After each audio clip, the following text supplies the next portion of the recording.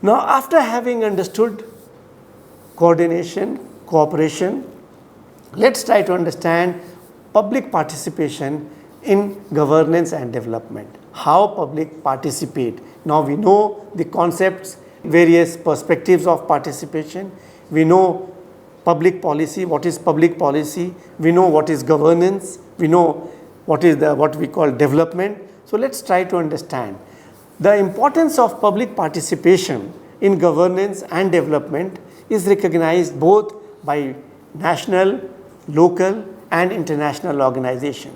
They all understand that public participation in governance is the best form of development.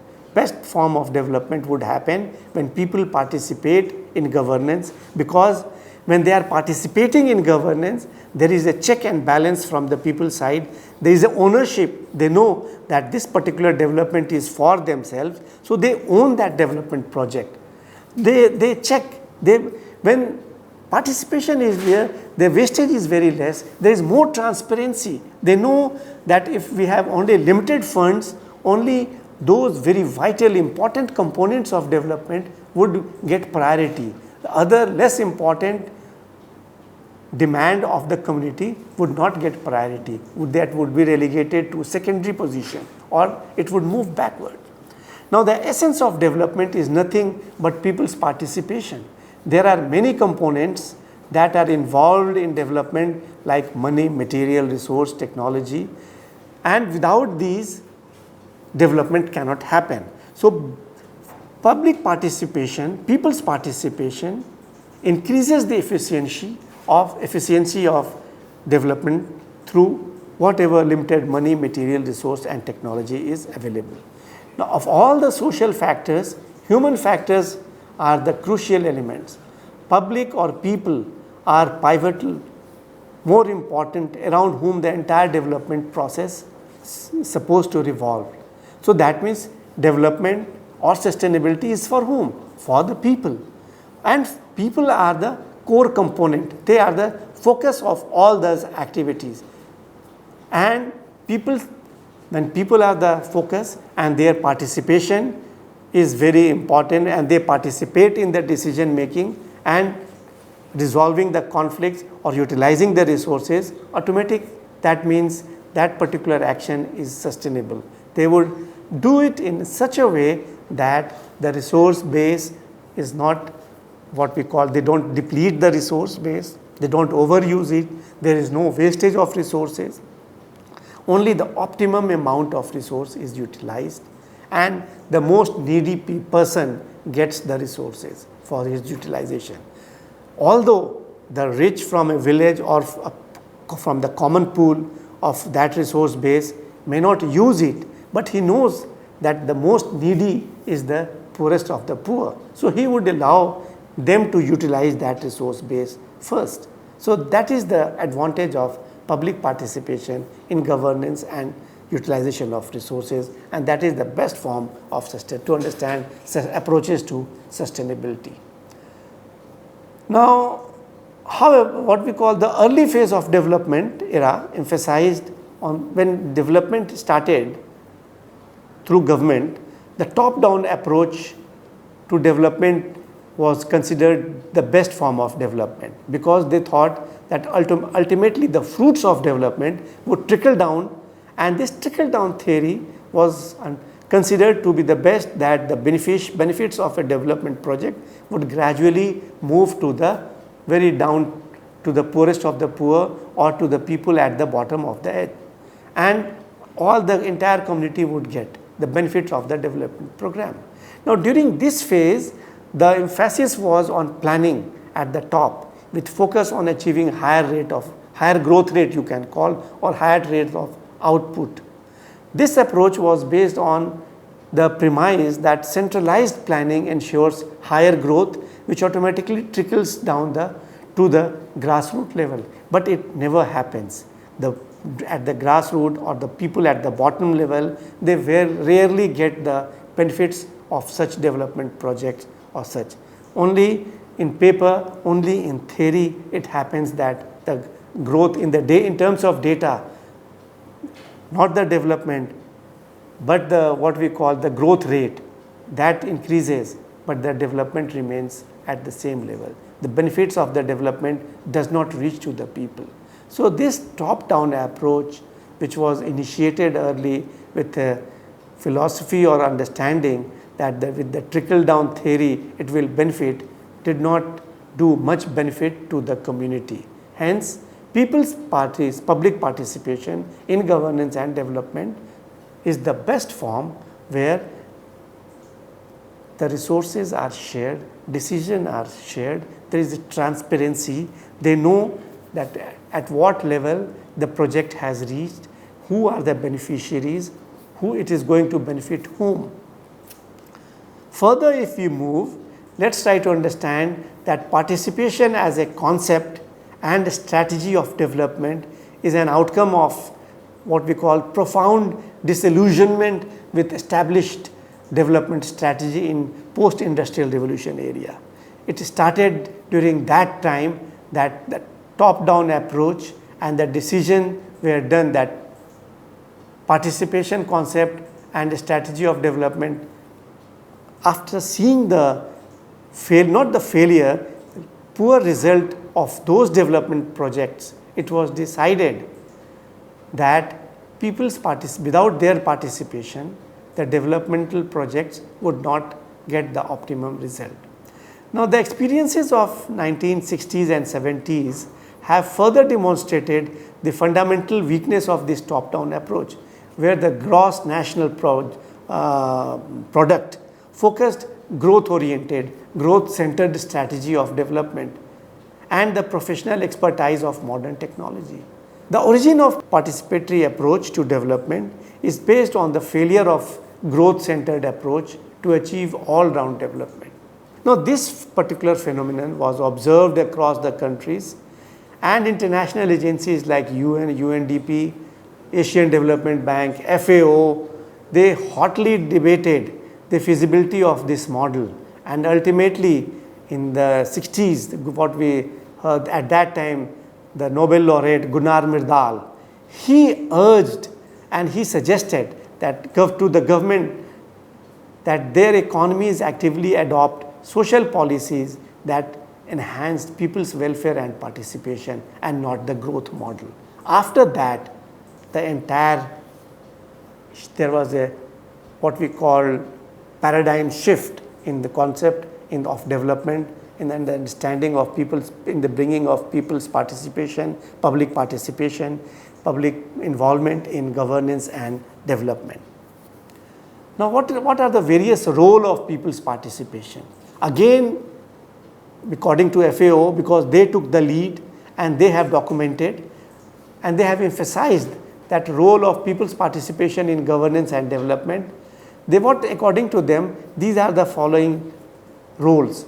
The first is that participation by information, a unilateral means of providing information to people without seeking their response. That means flow of information, not one way.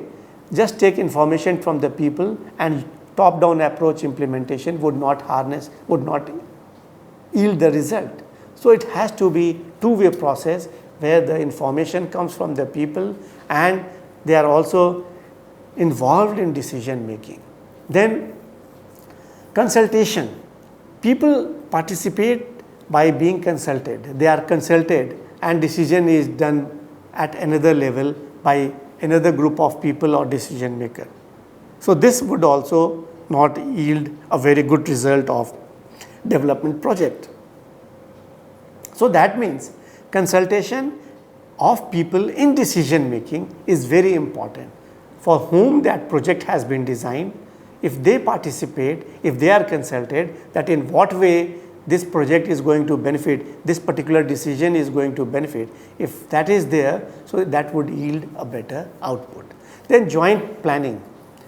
People participate in joint planning, analysis and formulations of new methods. Local groups control local decisions and hence have a stake in decision. So joint planning is again very important. This particular role of joint planning is very important for the sustainability of a resource base or utilization or a development project. Decision making, when consensus is acted upon through collective decision. This marks the initiative of shared responsibilities for outcome that may result. And lastly, empowerment, the ultimate objective of participation, wherein the local community has the right and capability to have a say in decision making. That means you are empowering the people in decision making. They are just not consulted, they are not a joint planning, they are not participating in information giving, but they have been empowered. So that is the best form of people's participation. Now before I move further, it is very important to understand the role of government in this process, entire process, and evolution of participation, the Indian governance system, how it has evolved over a period of time. And Panchayati Raj system is the best form of people's participation and best form of what we call, since we are discussing approaches to sustainable development. So this Panchayati Raj, what we call the Panchayati Raj has given a constitutional obligations to these institutions, to the rural people. Now, this is the best form of people's participation in decision making. So, the importance of people's role in overall development framework is well reflected. Immediately after independence, various what we called committees were formed, like Balwant Rai Committee in 1957, that was set up to study the problems and suggest ways to implement schemes of Panchayati Raj. See, Panchayati Raj was, although implemented, the bill was passed in 92 and 93 it was implemented, but this process began in 1957, and Balwant Rai Mehta Committee suggested first time in 1957 how to evolve a system where people, a mechanism, an institution where people participate in decision making and deciding development programs for their village. After that, Ashok Mehta Committee in 1977 to suggest measures to revitalize this PRI, Panchayati Raj institution. So it was going on slowly, and then 1984 Hanumant Rao Committee suggested methodologies for at district level. So at various level, various inputs, various committees suggested. After that, GVK Rao Committee in 1985, they studied the administrative arrangement, that what kind of administrative arrangements would be there for rural development programs which are already in force, which are already initiated, how they would become a part of PRI, Panchayati Raj institution. Then 64th Constitutional Amendment in 1989 to set up Panchayati Raj, this was done in every state, but this could not be passed in Raj Sabha because they had not, some political problem was there, either number or some questions were raised by the Raj Sabha and it was sent back. Finally, in 1992, 73, 93, 73rd and 74th, these two constitutional amendments are very important. These constitutional obligations to set up Panchayati Raj institutions in rural Indian states. Now, what are the constitutional obligations? To hold elections with provision for reservation and devolution of power. Devolution of power means power top-down approach where decision is done at the state capital or the country's capital or the district headquarters, that won't be there. Power would go to the people, then to the nearest of institution where people can be involved. So that is the devolution of power. Administrative and financial power to the rural local bodies. They were given administrative and financial power. So devolution of funds, devolution of what we call the functionaries. The functionaries who were in the state capital or district headquarters, they were moved from their functionaries to the village level. So the development activity came very near to the people. So this is very important component, how evolution of what we call people's participation in Indian governance. Now as a result of this, what happened? Let's try to understand. Although, see, when we are understanding approaches to sustainable development, these are parallel things that are happening. One because of the government initiative and one being in a resource management either because of local institution, informal organization, customary laws of a tribal groups, but simultaneously it is happening. So the Gram Sabha and people's participation, what happened because of 1992-93, that PRI institution when they implemented, the setting up of a Gram Sabha at village level to strengthen the people's direct participation in village affairs. And the Gram Sabha has been set up in each village consisting of all members of the village who are eligible to vote in the election. Gram Sabha is empowered to look after all the developmental issues of village and has binding duty to discuss them in meetings to obtain consensus of its members. Then Gram Sabha is recognized as Assembly of Panchayati Raj. That is the body where all the people of the village who have the right to vote are the members. They elect members to this August gathering, the Panchayat Raj Gram Sabha, and the quorum of this meeting of Gram Sabha shall be when there is at least 1/10 of the total members are present, and the total members of the Gram Sabha, at least 40% of that should be women. So that means the downtrodden, the women, their voices have been included for their participation in decision making. Similarly, in 1992, the 74th Constitutional Amendment Act, they gave urban local bodies a similar power. They provided for creation of urban local bodies for wider participation of people in development of urban area. Like in the Panchayati Raj institution in the village, in urban local bodies came for the development of urban areas. It created a viable municipal bodies in urban areas which represented the people of municipality.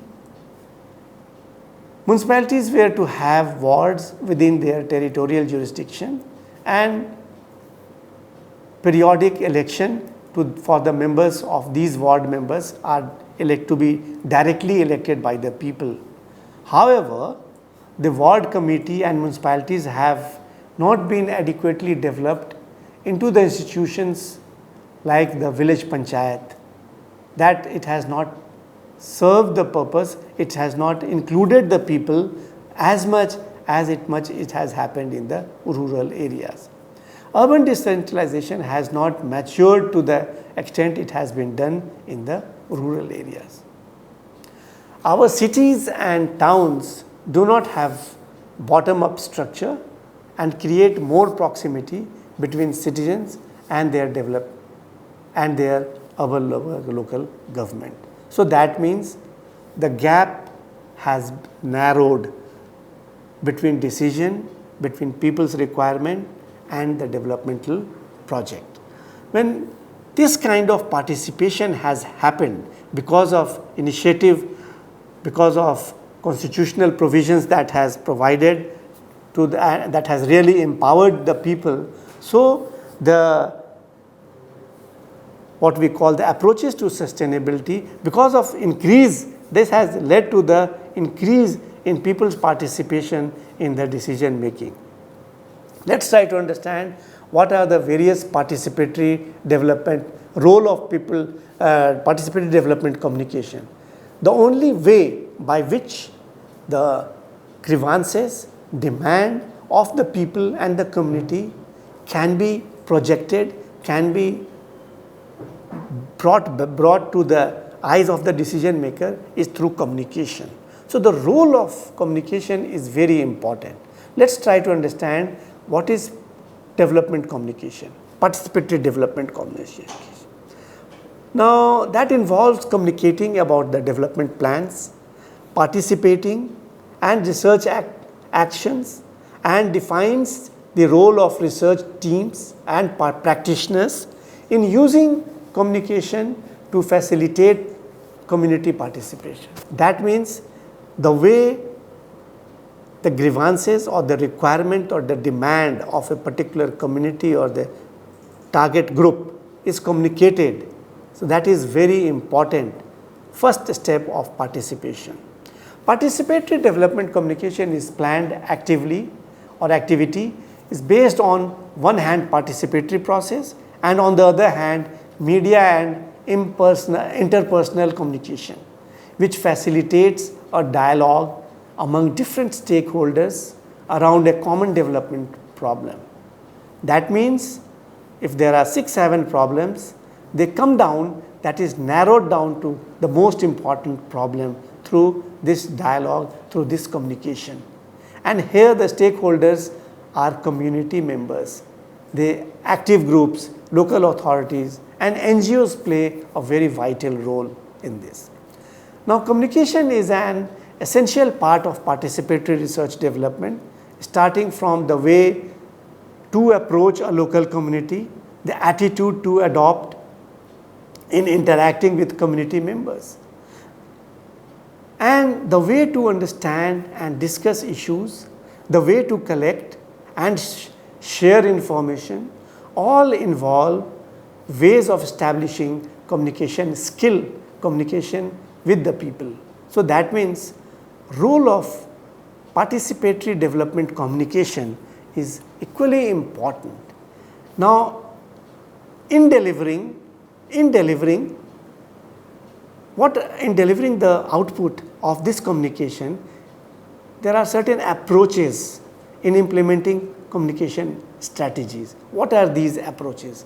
The methodological approach for implementing communication strategies can be achieved in moderating discussions. If there is more discussion with the target groups, between the people and with the decision makers and the policy implementers, it will yield better result. It will communicate the most important requirement of a particular project, that what is the most important requirement first, and it also prioritizes for the development agencies that what is the most important which should be targeted, which should be addressed first. So moderating discussion. Then formatting and shaping information. Information which is collected from the stakeholders, from the people, that has to be formatted, that has to be put in a particular order in order to prioritize, as I said earlier, that what are the priorities of development. So that shaping is done by either by the people themselves through discussion or by the agencies which are involved. They narrow down. Then they encouraging and organizing women's participation. This is very important because their participation brings different set of requirement, set of demands for development project, different issues. The issues of male folks and women folks are too different. Although they target for the development of the village, but the priority is different, their concept is different, their understanding is different. Women folks are more firmly footed on the ground and they start with the available resources and they try to build up upon that. Whereas the male folks, it has been seen by various agencies that male folks want external input, either new technology or lot of money or training to the people. They want impart, the training is imparted to the stakeholders, to the people, or new machinery is brought, introduced. So their requirement involves lot of money. Whereas the women folk of the community, of the village, they start from the existing practices, existing base and more firmly footed, and their decision, their activity, their suggestion is more sustainable, more participatory, and they communicate better. Discussion and debate. After gathering information, demand and requirement from different stakeholders, from different group of people, there is a discussion and debate that how to prioritize, which are the ones which is more scientific, which should be taken up first. So these are the approaches. Then focused group discussion on certain issues of technicalities where more understanding is to be developed for the community or for the development projects. Focused group discussion is held by the specialized person or by the village people themselves, and then after that a decision is reached. PRA technique is very important tool where participatory research appraisal is done and they decide, people map their own resource base, they map their own development programs, they map, and then they also prioritize that what they want first. Similarly, visits, tours, workshop, exhibition, if people and stakeholders are made to visit different resource base, different countries, different geographical areas, and they are made to view and see the way different communities are managing their resources, they are developing, the way they are managing, they are prospering in different localities under different geographical conditions with different kind of resource base. That gives them an idea to modify, to enhance, to adjust their own development program. And role of rural radio is equally very important. Now before I conclude, let's try to recapitulate that what all we have discussed. And today we have discussed in detail various forms of participation. What is participation? How participation has evolved? What is the role of people's participation? What are the different perspectives of participation?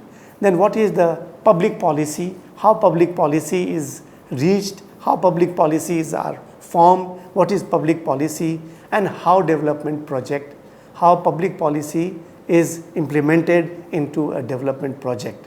And if these three components are done, so this is the best form, best approach to sustainability, that how a development project for the community, by the community, is done on the ground at the resource base with the inputs from science and technology and policy makers, stakeholders, different stakeholders, NGOs and private organizations.